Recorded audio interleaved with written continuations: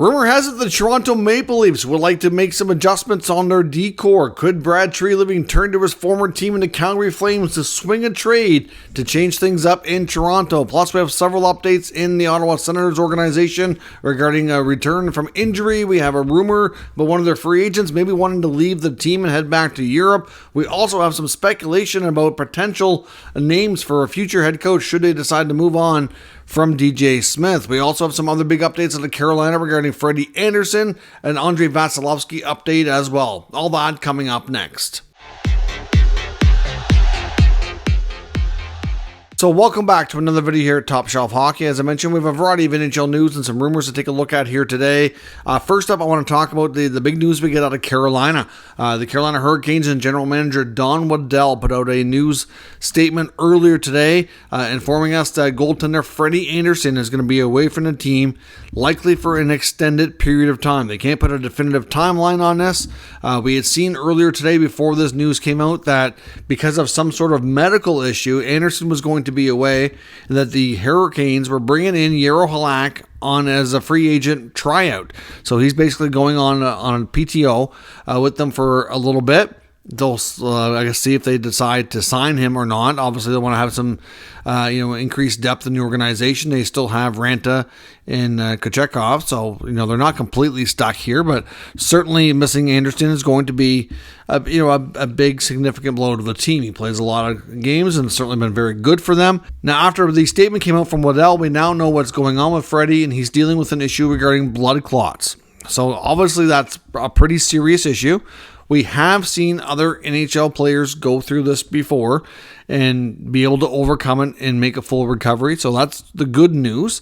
The bad news is that for everybody, it's a little bit different on how long it's going to take before they can safely play. And it's hard to say if he'll be out a couple of months, 6 months. Will he not be able to play the rest of the year?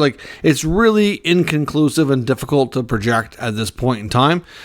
So we want to wish the best to Freddie Andersen, and I hope he can resume his career and get back to playing here, hopefully later this year, but we'll have to monitor the situation and see where things stand. A few other injury updates around the NHL.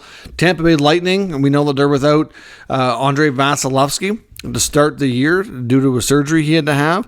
And John Cooper, the head coach, made a statement today indicating that he expects Vasilevskiy back right around approximately U.S. Thanksgiving. Word was before that it was probably going to be sometime in December, more likely in the early part of the month. But now Cooper is saying at this point he expects him around U.S. Thanksgiving, and he'd be disappointed if it was into December. So they have every reason to think it's not going to be that long, which means he's a little bit ahead of schedule.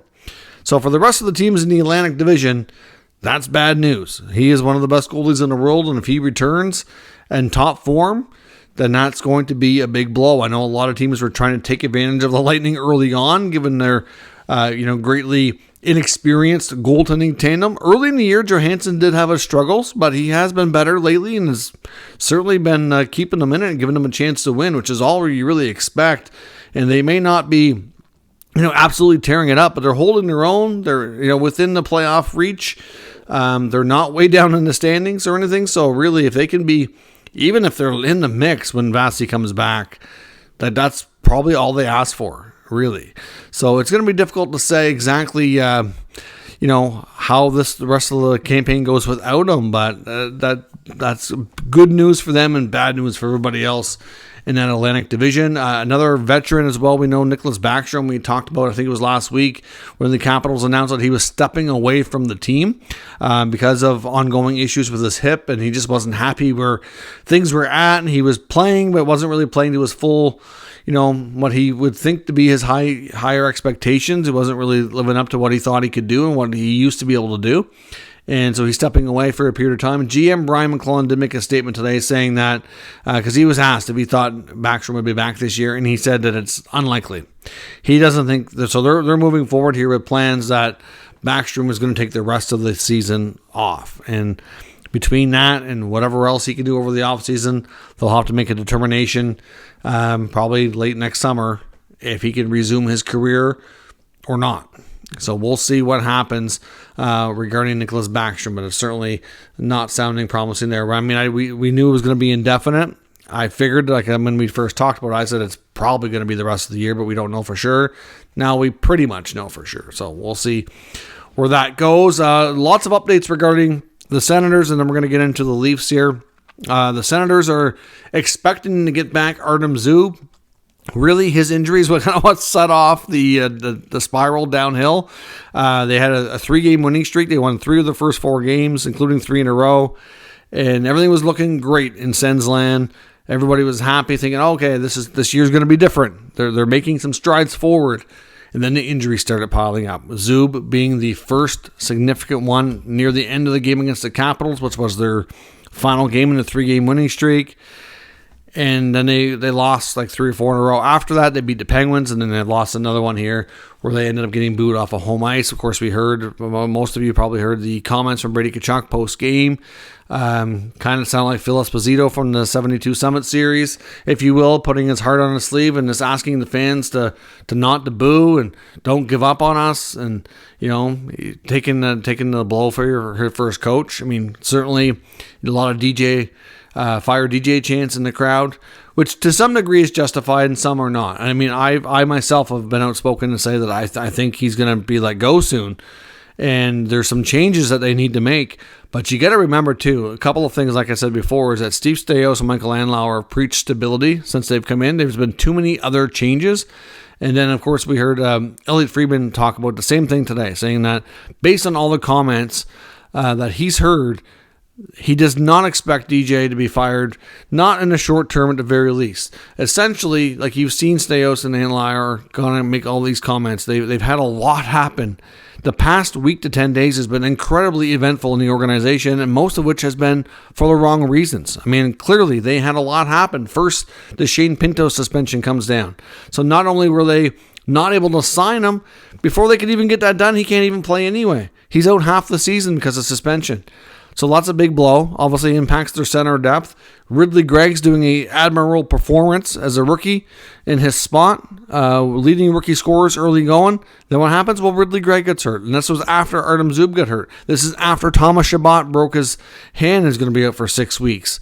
And then, of course, there was the Evgeny Dadonov situation, which the league was very harsh on the Senators for that, taking away a first-round pick. The team reacts by firing Pierre Dorion, which was certainly justified.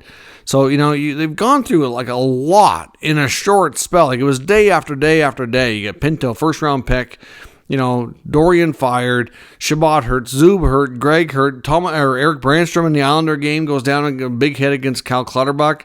Like it's just one thing after another. So I can understand the fans booing because they've seen the same thing for the last number of years. They end up losing playoffs, all hope, in November because they've had such horrible Novembers. And it's happening again. I get it. I really do. But as Brady said, you shouldn't give up on the players. The players are trying hard. I have no doubt. I watch all the games. I know they are not giving up. Like there was one period that I saw where I said, okay, are they starting to give up here on the coach? Are they, but a lot of good points I've seen since then is because of the lack of depth now, because of all the injuries, the top guys, they're trying to do too much. They're playing too much. Look at Timmy Stützle. He should be averaging maybe 20 minutes a game. Instead, he's getting 23 to 25. He's not, you're going to be too tired at that point. It's too taxing on him. So he's making mental mistakes, which is causing him to not look right. He's still putting up good numbers, mind you. Tim Stützle's slow season has him over a point per game. But, at the end of the day, a lot of people like to say Timmy's not just himself, all these other guys. And when they talk about the bounces not going their way, to some degree they are right. Like Drake Batherson is case in point. I don't know how many times this guy was robbed by a save, hit a post, or just the goalie made a miraculous save. Like he's only got a couple goals in the season, but he should have about 6 or 7. And Ridley Gregg was playing so well with Tarasenko. Tarasenko still got really good numbers, but it has slowed him down a bit with his injury as well. So because of all that, DJ Smith, as much as I would have thought a few games back, after listening to everything, I was like, okay, you know what? He's not going to be fired for at least a little while. They have a game against the Maple Leafs coming up here on Thursday. Or Wednesday, sorry. They play the Leafs, and then they come home to play the Canucks. And then they get the Sweden trip coming right up here as well. Like, if we get through another handful of games and there's no changes and they pile up the losses, Staios may not have a choice. But at the end of the day, but based on what Friedman's saying, is until they get to the point that they feel like they have to, if there's no turnaround, it's not going to happen. And the other question is, who are you going to replace them with? Most teams won't let assistant coaches or American Hockey League coaches jump to other organizations for head coaching gigs during the season.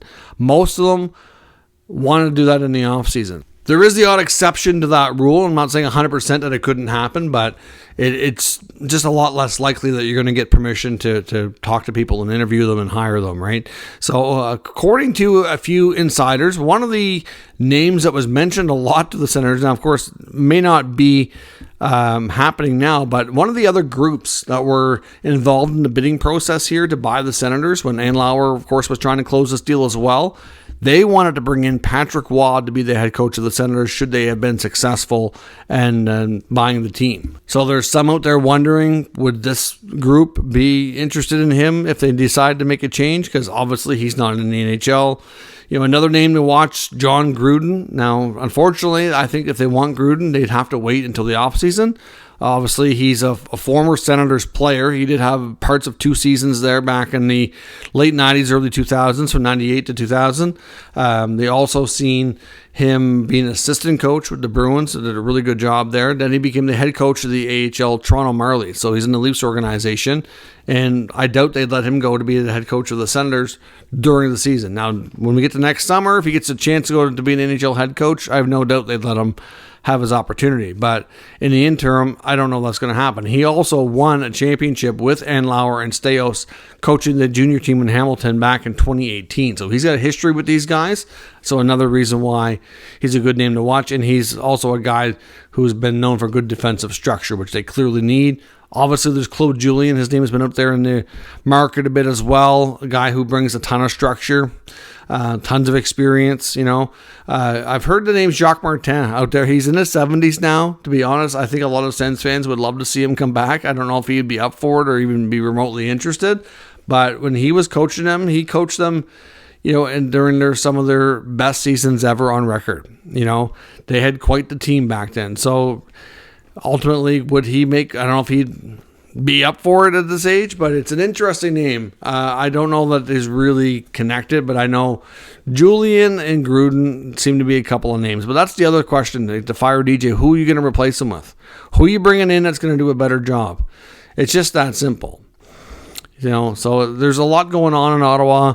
I would be more inclined to think that they'd be more inclined to maybe make a trade. They've been rumored to be looking at help on the blue line with all the injuries. I think you could see them get in the mix in some capacity there. Maybe Staios tries to make a small roster change beforehand. There's also been some rumors about their free agent signing, one of them from the offseason. They brought up from Europe, Yuri Schmeckel. Schmeckel had a pretty good preseason, big body. Probably he knew he was likely going to be a bottom 6 player, but he's got the size, he's good at going into the net, decent offensive player, and he can play the two-way game.